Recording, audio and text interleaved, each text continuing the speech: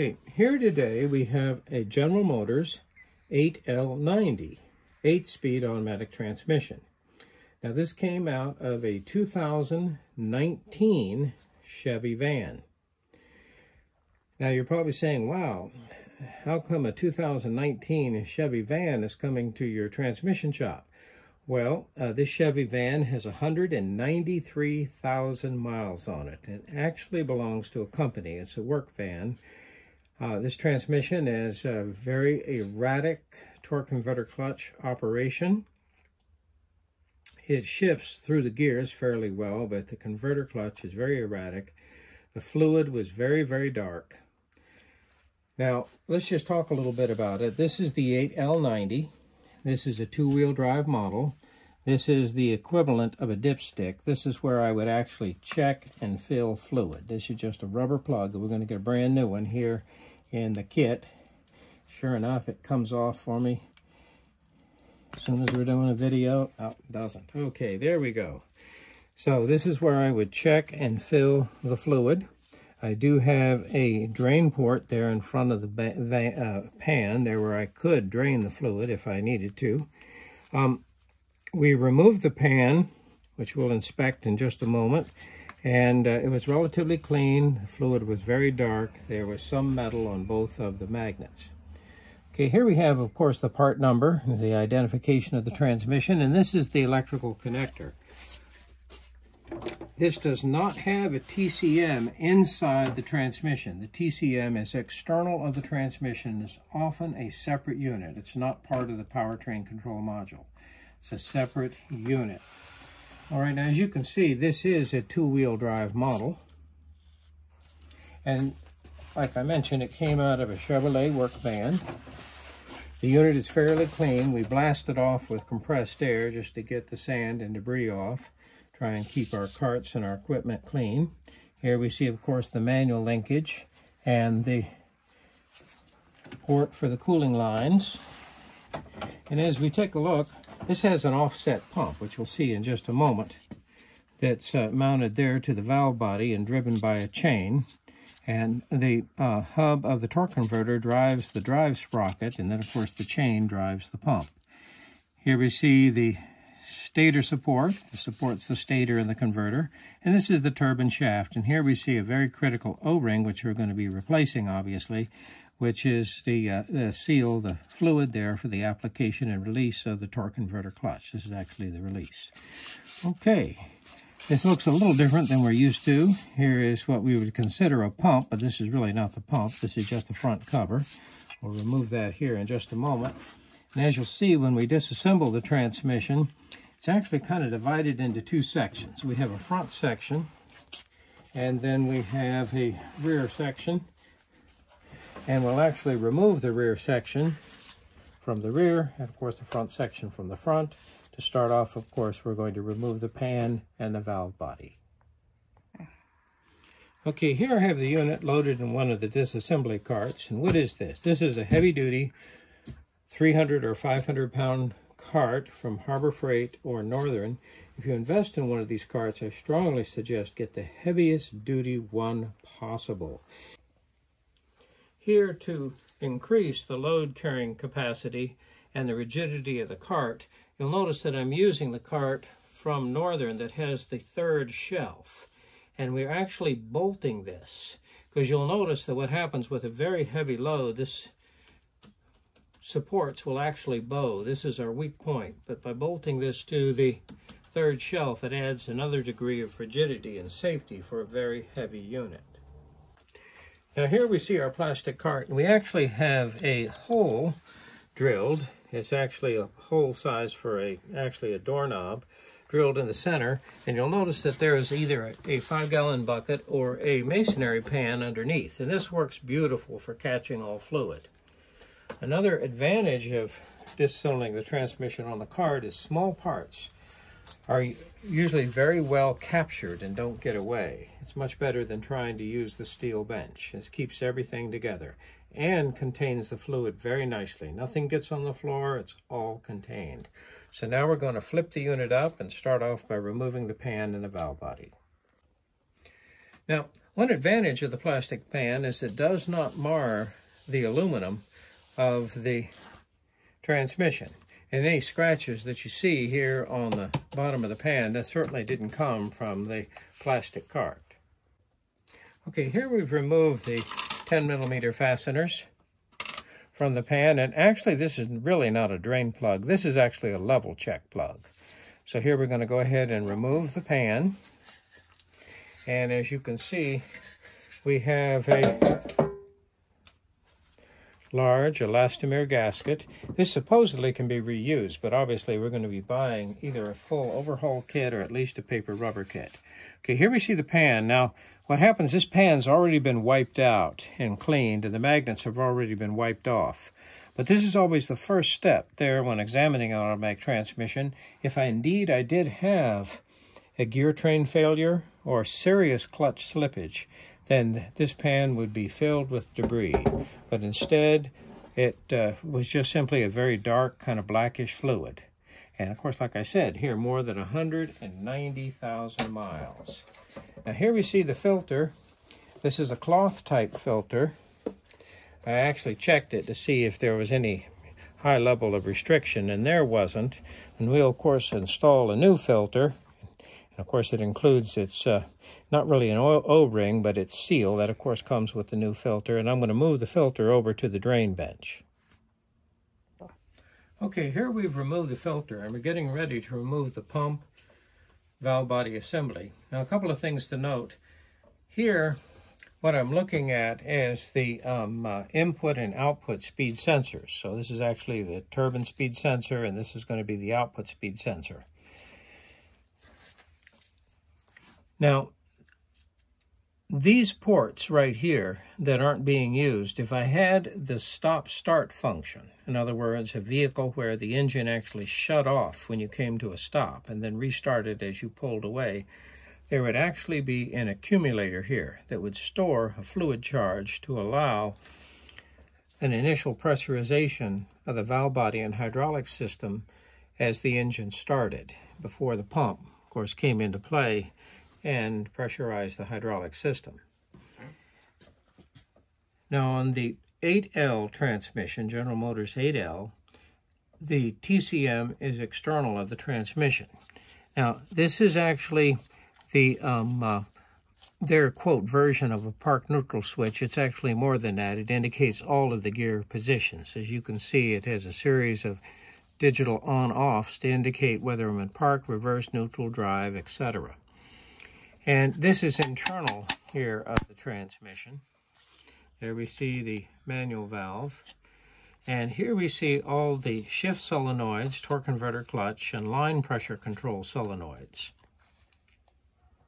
And we'll be carefully unplugging those, and we want to be very careful with the harness. Okay, now, before you can unplug some of these connectors, I have to lift up the safety right here and do that very gently, and then just simply push it in, and I should be able to lift the connector right up.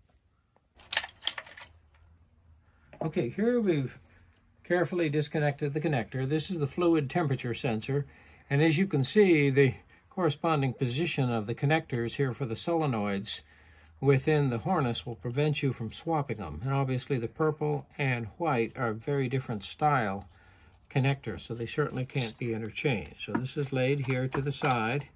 And now the next thing we need to do is, of course, remove this cover for the fuel pump. These bolts are actually made out of aluminum. Be careful, don't over-torque them when reinstalling them. They break very easily. Now, General Motors, for some reason, has decided to use the E-Torx, or Torx Plus, for some of their fasteners. And actually, the fasteners that I need to remove the valve body from the case are simply these E-Torx, which also includes the pump. Now, I don't believe these are E-Torx. This is a normal external Torx. But the Torx Plus, they like to use here on the valve body, and that's actually a Torx Plus socket. Now, see the socket at the top. This is a regular external Torx. And you see that fits fine. That's perfect fit. This is actually the Torx Plus. So it's just a little bit different. Perfect fit. Now here, if I take a regular Torx and I try to put it on that Torx Plus, it doesn't go. So just be sensitive to that. These are, of course I buy everything online, but online they're certainly not expensive for a full set of them. And if you're going to be working on General Motors transmissions, the 6L80, 6L90, and the 8L 4550, and the 8L80, 8L90, you certainly want to invest in these sockets. Okay, here I've removed the plastic cover, and here we see the pump, and here is the sprocket and the chain, and it doesn't look like really there's a problem, but boy, that chain certainly not excessively loose, but certainly not tight. Of course, after 100,000 miles, and there we see the sprocket. We've taken a sprocket off another unit that didn't have this high a mileage, and it felt about the same. Now, at this point, what I'm going to do is I have to reach a tool in here and pick up this lock and release it, and the sprocket will come right off. Now, what I've just used is this O-ring pick, and I just reached up under here, pulled the retainer back, slipped it up, and now that frees it so that it will slide right off the sprocket. And there it goes. No problem. So now I can just simply pick up the chain and remove the sprocket. One thing is, if you're doing this on the bench, it's not a problem. But keep in mind, if you're trying to do this in the vehicle, is that the hub of the converter is on the sprocket that drives the chain. So you're not going to be able to turn this sprocket without turning the engine. So that makes it just a little touchy. Now, I know this comes out. It's just fighting me right now. Okay, here we see the sprocket, and I just put a little bit of a paint mark on it, but it's very clear which side goes towards the pump and which side goes away. And this is, of course, the retainer. So I'm just going to push it back down. As you can see, it clicks in position and locks the sprocket there to the pump shaft. Now, what I've done is I've carefully loosened all of the fasteners that are these Torx Plus, only the Torx Plus fasteners.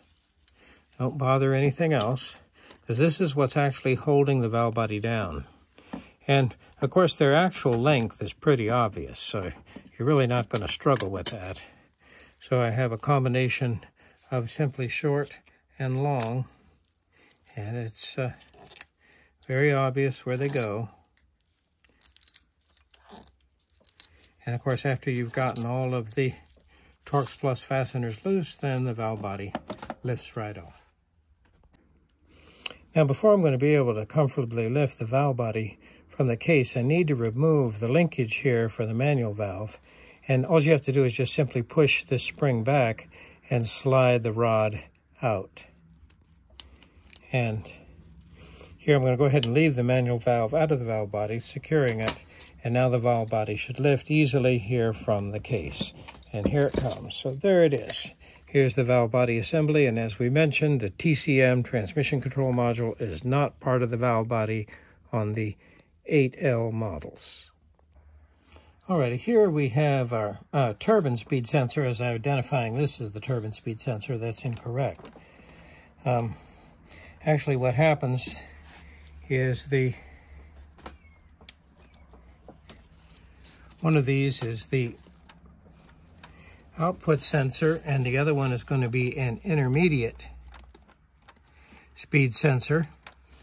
They're looking at the rear portion of the planetary gear train. Now, what we're going to do here, of course, this is an opportune time to do an air check. We will in just a moment, but I'll go ahead and finish removing the wiring harness. Now, it's very tricky to remove this wiring harness from the case connector itself, so you want to be very careful with it. And also, depending upon the type of work you're doing, it may not really be necessary. Yes, these retainers are very, very fragile, and usually what happens is that they'll break, or at least some of them will break. So we want to be careful with that when we're actually removing the case connector from the case, if we choose to do so. Now, to remove the connector for the speed sensors, I need to push this safety back before I can push the retainer down and pull it out of the female portion of the connector. And here we see the different speed sensors, and it's unnecessary to remove the bolt. Don't try and remove the aluminum bolt. It's just designed to stay right there. There's type of a rubber retainer right there, no reason to remove them. They just stay together.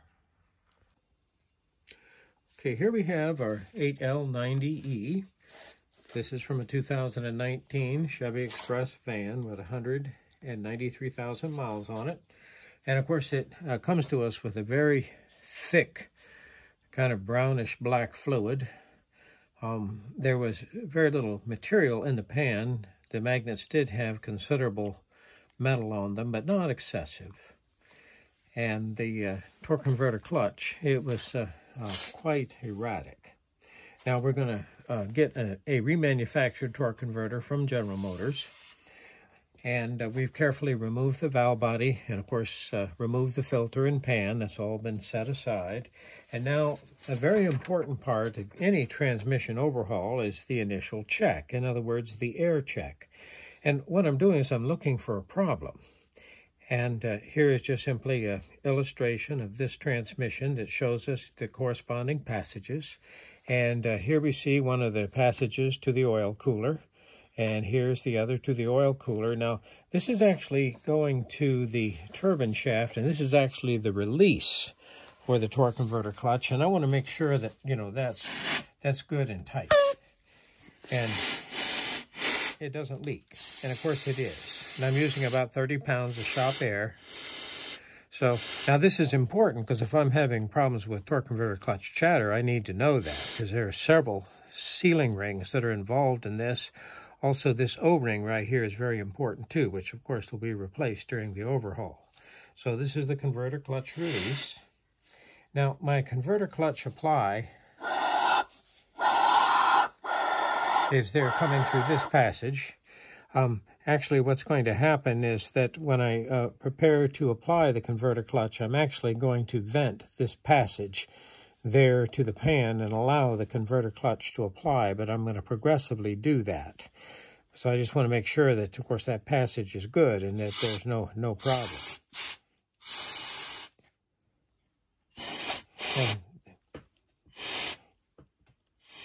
And as I can see, that is no problem there whatsoever. Now what I want to do is I want to go ahead and check my sealing rings and my O-rings there on the pistons. And so I'm going to do that now with the air check, 30 pounds of shop air pressure. So we're going to take a look at the different passages. Now here we see the 4, 5, 6, 7, 8 reverse clutch. Let's go ahead and try that one right here. Let's see here.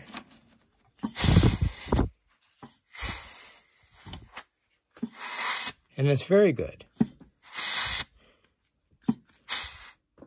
In fact, as I apply, I've released the valve on the air gun, and it retains the pressure without any trouble. So that's an extremely tight seal. And you can actually hear the piston move there within the clutch assembly. So let's move up. Here's the 1, 3, 5, 6, 7 clutch.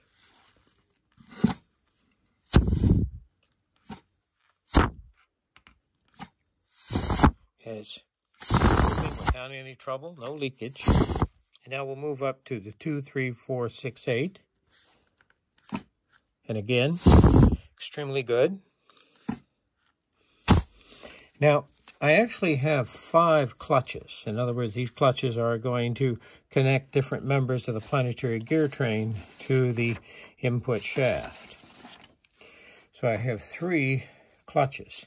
Now I have 2 brakes. Now this transmission has 8 speeds forward and 1 in reverse.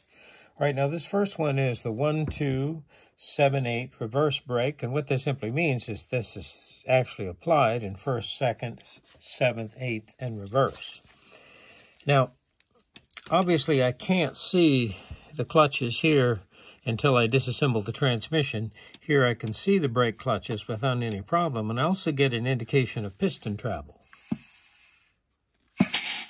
Now, as you can see, I have a very excessive piston travel. And what I've done is I've actually used a feeler gauge to carefully measure it, and I'm actually comparing it with the specs that I'm expecting to see with a new transmission. And this is excessive, so this is one of the things that will be repaired, and I'll be able to see this clearly when I take the transmission apart. It certainly looks like this friction plate is a little thinner than the others. But as you can see, the piston certainly is providing a tight seal, but it's moving a tremendous distance. Now, of course, I have to have enough clearance so that I can get ample lubrication, and the member can spin the friction clutches against the stationary steel clutches without any excessive dragging.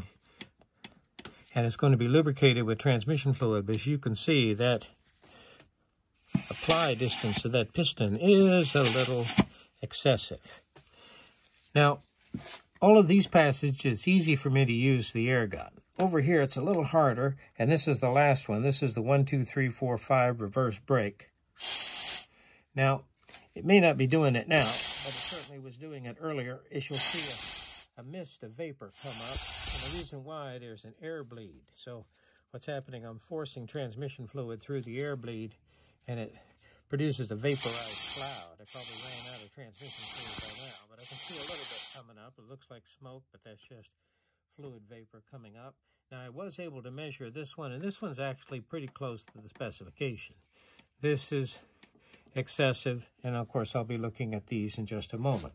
So the air check should always precede disassembly of the transmission, because I need to know. I mean, hey, if I see an excessive leakage, then I'm going to be looking for horns, sealing rings, or let's say excessively hard O-rings. I actually use a type of O-ring on the pistons on this model. Some of the GM models like to use lip seals, or actually a molded piston, which is a steel piston with the molded lip seals as part of it. And I do believe I have one molded piston within this transmission, which should come in the overhaul kit, which we have ordered. Now, I'm going to go ahead and disassemble the transmission. One thing to keep in mind when you're working on this transmission, if you do not remove this spark neutral switch, whatever you do, do not lay the transmission down on it, because it's made out of plastic and it's kind of fragile and easy to break. So be sensitive to that when working with this transmission. So we'll go ahead and disassemble it now.